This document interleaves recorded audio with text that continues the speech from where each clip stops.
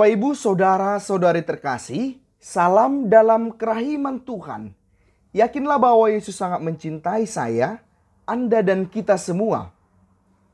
Pertanyaan yang ingin kita bahas dalam video kali ini adalah, apakah seorang Katolik wajib berdoa rosario, khususnya dalam bulan rosario ini? Berdosakah jika seorang Katolik tidak mendoakan rosario? Apa kerugian jika kita tidak berdoa rosario? Apa rupanya manfaat dari doa rosario? Bapak, Ibu, saudara-saudara terkasih, pertama-tama marilah kita lihat kedudukan doa rosario dalam gereja kita. Doa rosario adalah suatu devosi.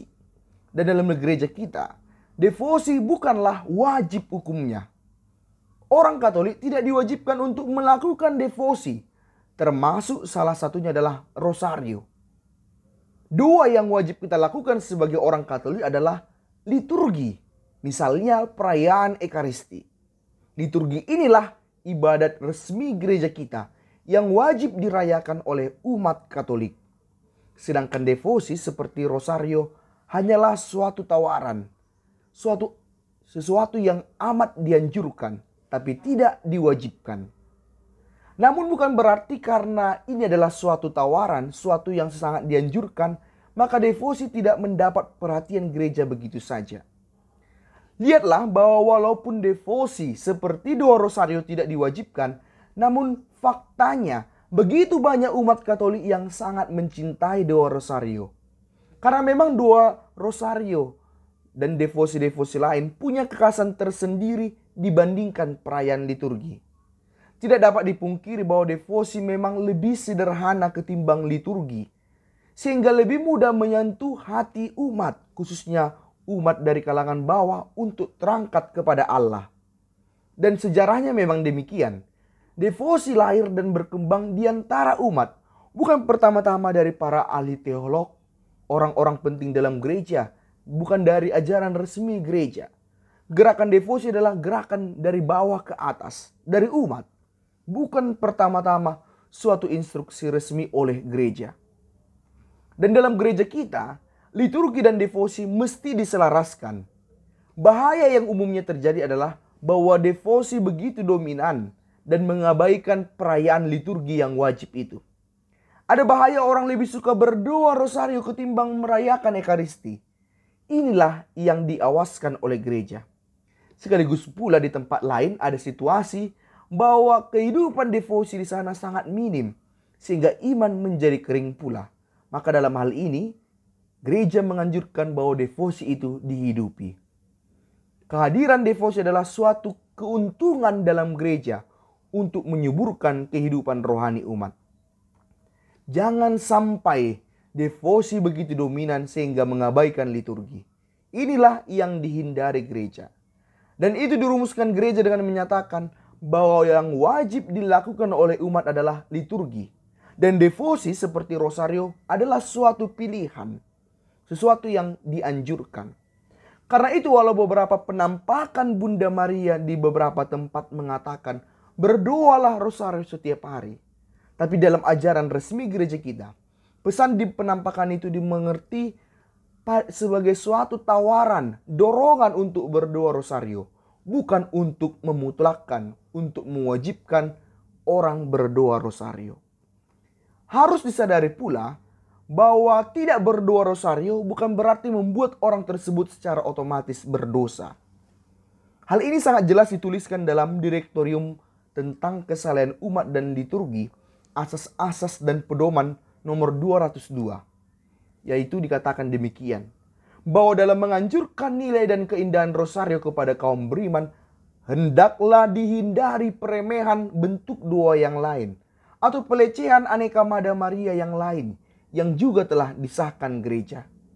Juga penting dihindari penanaman rasa bersalah dalam diri mereka yang tidak biasa mendoakan rosario. Rosario adalah doa yang unggul. Meskipun demikian, kaum beriman hendaknya tetap merasa bebas untuk mendarasnya, terdorong oleh keindahannya. Ya, dengan keterangan itu jelas bahwa tidak berdoa rosario bukanlah suatu dosa. bahwa gereja Katolik tidak mewajibkan doa rosario. Namun, jangan jadikan hal itu sebagai alasan untuk menolak begitu saja doa rosario, untuk menutup hati terhadap doa rosario. Dalam arti tertentu, kita perlu sadari bahwa sebenarnya kita rugi jika kita tidak berdoa rosario, meski hal itu tidak diwajibkan. Dengan tidak berdoa rosario, kita kehilangan dua hal penting yang ditawarkan oleh doa rosario. Yaitu bahwa dengan doa rosario, kita pertama mengalami perlindungan doa Maria. Dan hal yang kedua ialah bahwa dengan doa rosario, kita mendapat teladan dari Bunda Maria untuk beriman. Inilah dua hal penting dalam doa rosario. Mendapat doa Bunda Maria dan juga mendapat teladan beriman dari Maria. Dengan doa rosario, kita meminta doa Bunda Maria. Itu sangat tampak salah satunya dengan doa Salam Maria yang berulang-ulang kita doakan tatkala berdoa rosario. Dalam doa Salam Maria yang berulang-ulang itu, kita memohonkan Santa Bunda Allah. Kita mengatakan, Santa Maria Bunda Allah, doakanlah kami yang berdosa ini sekarang dan waktu kami mati.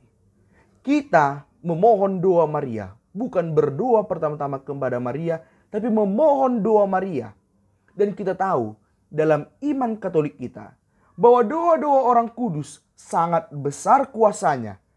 Seperti yang dikatakan dalam Yakobus 5 ayat 16. Bunda Maria kita imani adalah orang-orang kudus itu. Karena selama hidupnya memang Bunda Maria sungguh menjalankan perintah Allah dalam posisinya sebagai Bunda Yesus. Doa-doa Bunda Maria yang kita mintakan dalam doa rosario, kita yakini pasti sangat besar kuasanya bagi hidup kita. Dan hal kedua yang kita terima dari doa rosario adalah bahwa Bunda Maria memberikan teladannya dalam beriman bagi kita. Dan hal ini kerap terlupakan. Bahwa seolah berdevosi pada Bunda Maria, misalnya lewat doa rosario, hanyalah sekedar memohon doa Bunda Maria. Tidak. Poin penting dari berdoa rosario juga adalah bahwa kita mau belajar dari teladan iman Bunda Maria. Dan memang Bunda Maria sungguh teladan beriman. Karena Bunda Maria mengalami sendiri bagaimana iman itu dibentuk, diuji. Mulai dari ia menerima kabar malaikat yang di satu sisi ia tahu dalam hukum orang jauh di kala itu bisa mengakibatkan kematian baginya jika ia menerima tawaran malaikat itu. Bahwa ia akan dirajam karena ia hamil sebelum menikah. Namun dengan imannya, ia mampu mengatasi ketakutannya itu dengan berkata, "Aku ini hamba Tuhan, terjadilah padaku menurut perkataanmu." Maria melewati ketakutan-ketakutannya itu dan berbuah dalam iman. Ia menjadi teladan beriman karena imannya sungguh teruji. Itu terutama nampak dalam ketulusan imannya tatkala melihat Yesus putranya wafat di salib. Dan lihatlah, dengan pengalaman iman itu, akhirnya Maria menjadi teladan bagi para rasul. Inilah mengapa saat para rasul tengah ketakutan sesudah wafat Yesus, mereka bersembunyi dalam ruang-ruang terkunci. Maria ada di tengah-tengah mereka untuk menguatkan mereka. Karena Bunda Maria sudah lebih dulu mengalami hal yang sama. Ketakutan yang sama, pengalaman penderitaan yang sama. Teladan Maria pun bukan hanya berhenti pada para rasul itu. Teladan Maria juga ditawarkan berlanjut pada kita, membantu kita dalam beriman, termasuk dalam situasi berat sekalipun. Dan itu kita alami lewat doa rosario. Jadi sebenarnya doa rosario adalah bantuan yang sangat indah bagi kita. Karena itu sayang sekali kita tidak berdoa rosario. Karena dalam doa rosario, kita mau merenungkan hidup Yesus dalam kebersamaan dengan Bunda Maria. Kita mau melihat dan belajar bagaimana Bunda Maria dibentuk imannya lewat pengalaman mendampingi kehidupan Yesus. Dan dari sini kita mendapat kekuatan iman. Jadi jangan lupa bahwa doa rosario adalah memberikan dua hal ini. Yaitu memohon doa Bunda Maria dan sekaligus juga adalah mau meneladani iman Bunda Maria. Dan karena itulah kita mengupayakan berdoa rosario. Tidak berdoa rosario memang bukan sebuah dosa. Tetapi perlu kita pikirkan Karena kalau kita tidak berdoa, Rosario, kita kehilangan dua hal indah ini. Mengalami doa Bunda Maria dan mengalami teladan iman dari Bunda Maria. Yesus, Engkau andalanku, pace ebene.